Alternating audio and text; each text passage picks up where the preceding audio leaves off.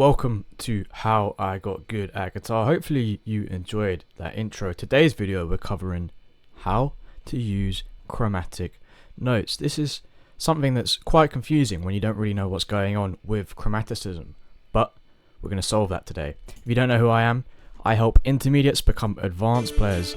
This was me right here as an intermediate player. I had no clue how to use those chromatic notes, and I was just kind of frankly quite bored of my playing all the time. I only knew how to use the pentatonic scale, but with enough time and dedication on my instrument, I did actually manage to improve my guitar playing and become a more advanced player. So I just want to give you some hope and inspiration. I've been in your shoes before. I know how to get out of them. Trust me, with enough time and dedication, you will achieve your goals on the instrument. My name is Fabian Dolan. I've had 10 years of experience playing the guitar, over 10,000 hours on the instrument, and many students taught, hopefully one more today. Thank you very much for watching. If you want to join a community of like-minded guitarists, check out the Discord. There is a link in the description. If you want to start a band with me or something like that, again, check out my Instagram. It's also in the description. And while you're down there, you might as well hit like, subscribe if you enjoy the content as well. Anyway, let's crack on. So, chromaticism. It turns out you actually don't really need any advanced jazz theory to do this.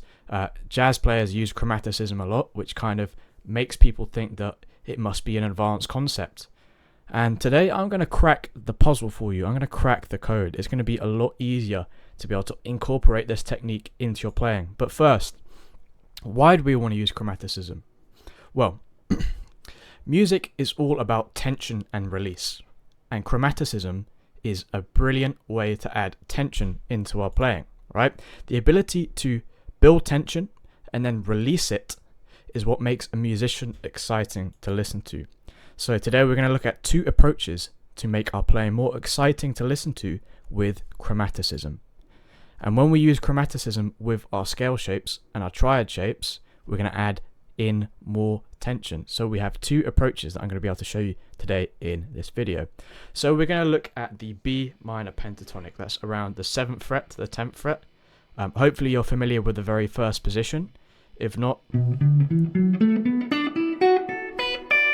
sounds something like that. You can also see the diagram over here on the screen and how I play it. Just to quickly run over it, it's 7 to 10 on the E, 7 to 9 on the A, 7 to 9 on the D, 7 to 9 on the G, and then 7 to 10 on the B and the E string. So, the most important detail in chromatic phrasing. This is what I want you to remember from watching this video, right?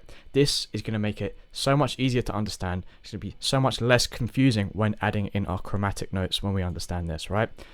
It's going to change your playing when you understand this concept. So what am I talking about? The chromatic notes themselves, the notes that aren't inside the scale, they're not the important part, right? The important part when using chromatic notes is knowing how you're going to start your phrase and exactly where you're going to end it. This is the most important detail. It's knowing where you start and finish a phrase, right? So if I start a phrase here, I know that I'm going to finish the phrase on this note here. So I start and then I end there. Anything you do in between doesn't really matter. It's all about knowing where you start and where you end, right? So when you start an idea, you need to know exactly how you're going to finish it. And when you approach the guitar like this, you can get away with playing any note that you want. So like,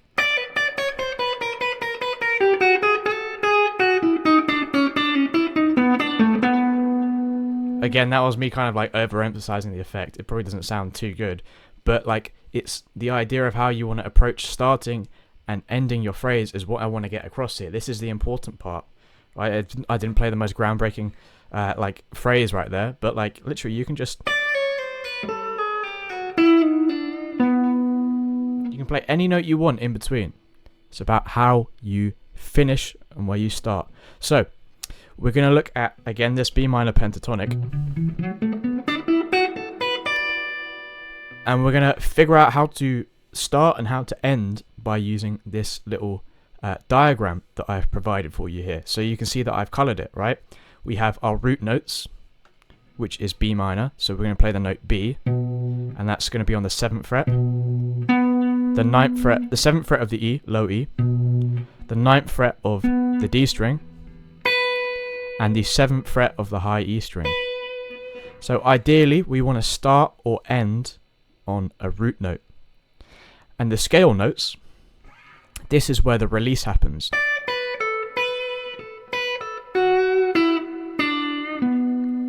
Right, it's quite satisfying. It's quite a nice sound to be able to play the scale notes. Like, there's not really anything kind of challenging about to our ears when we hear that. It's quite comfortable to listen to.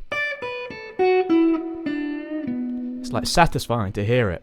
However, when I add these notes that aren't in the scale,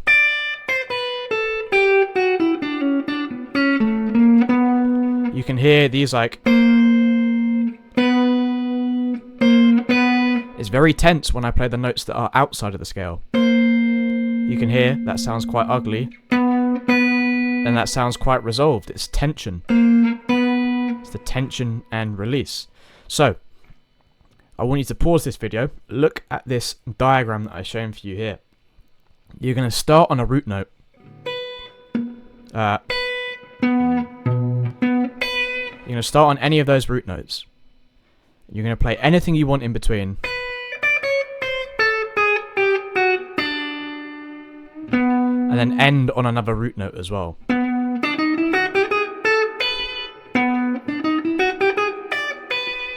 Right? Literally anything goes in between. You can do whatever you want with these chromatic notes. It's not really about like, oh, where is the chromatic note? Should I be playing the right chromatic note? There's no such thing as a right chromatic note. Chromatic notes, they're only there. The value they provide is creating tension. Like, they're all kind of created equal in like the tension they provide, right? They all kind of sound a bit ugly, right? If I did...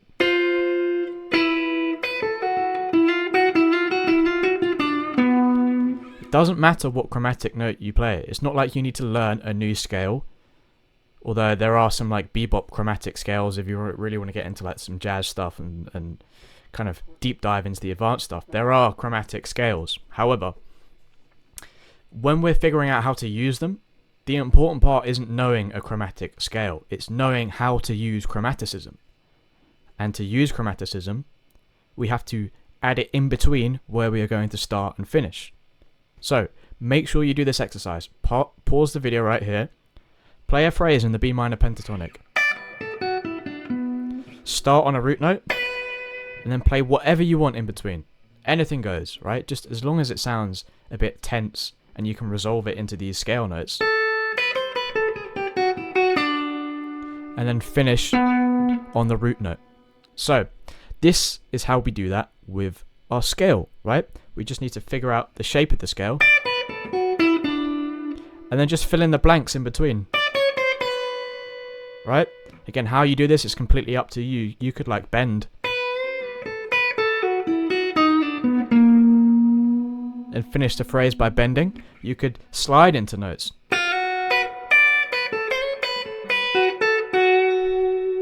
You could do hammer-ons. How you choose to articulate it is completely up to you. Like, you could do like... Right? Again, it's completely up to you how you want to choose to play these chromatic notes. It's just knowing when to use them is what allows us to add that tension. It's throwing them in between where we start and finish our phrases. So, we can also approach chromaticism using our triads. So again, if we look at the B minor triad, again, it's in the same spot of the neck over this B minor pentatonic. I'm showing you one here. This is a root position B minor. We play it like this: 9th fret of the D string, 7th fret of the G string, and again 7th fret of the B string. You can hear that's pretty much a B minor chord. And using our triads, we can approach chromaticism by going a fret below. In the intro, I did a phrase that was something like... something like that. I just started the exact same shape, I moved it below, and I slid into the shape in the correct position.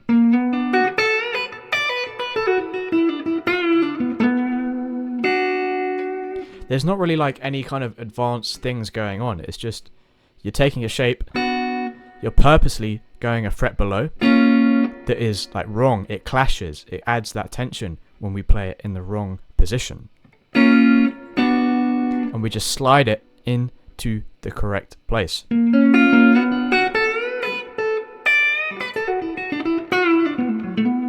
again, this works for pretty much any triad. I say pretty much, it works for all triads. So if you learn how to play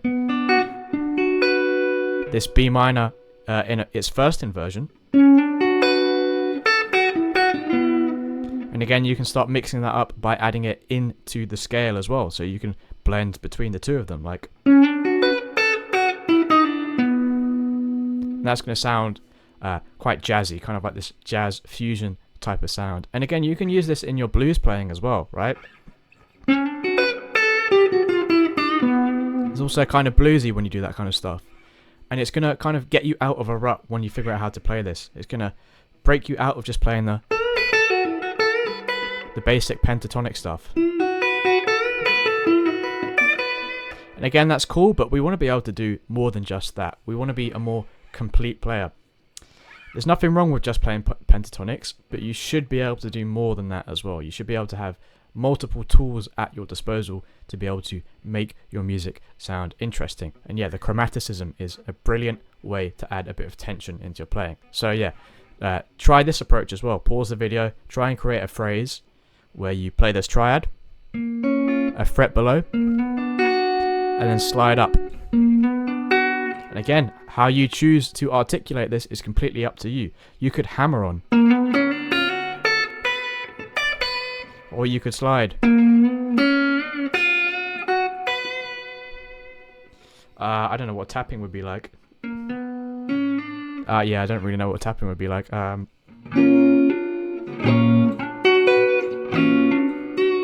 Yeah, I don't really know what I'm doing there. But yeah, just experiment with it, mess around. And yeah, just again slide into the stuff. And then just go into your scale shape as well. Personally, I think it sounds better when you go from below and then up. But again, you can also go from above and then go down. So if we take the original triad here, again on the 9th fret of the D string, 7th fret of the G string, and the 7th fret of the B string. You can also go from a fret above and slide everything down.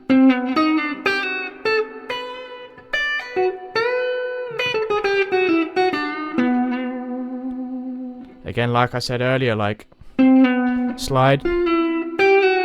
You can't really bend when you're going down in pitch unless you have like a whammy bar or something like that. But yeah, just choose how you want to be able to articulate these. Like, again, it's completely up to you. So, to recap, the chromatic notes themselves are not really that important. They're not the detail that we should be focusing on. The specific name of the note isn't really the important part here, right? I want you to be able to take away this from this video. This is the most important concept with chromatic playing. The important part is the note that you're going to start on and the note that you're going to finish. This is the resolution. I talked about the tension and release in music earlier, right? The release is the correct chord tone that you finish on. In this case, I've been teaching the root note. So we release all that tension by playing the root note of the chord we're playing over. So the most important part is starting on the correct notes and finishing on the correct notes. In between the start and the finish, any note goes. You can do whatever you want. Like,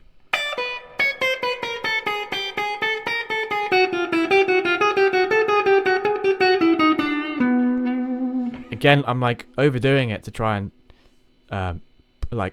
get the point across to you, and that sounds like really chaotic. Again, if you want to make your playing really chaotic, like, I don't know, like a band like Primus would do something like that.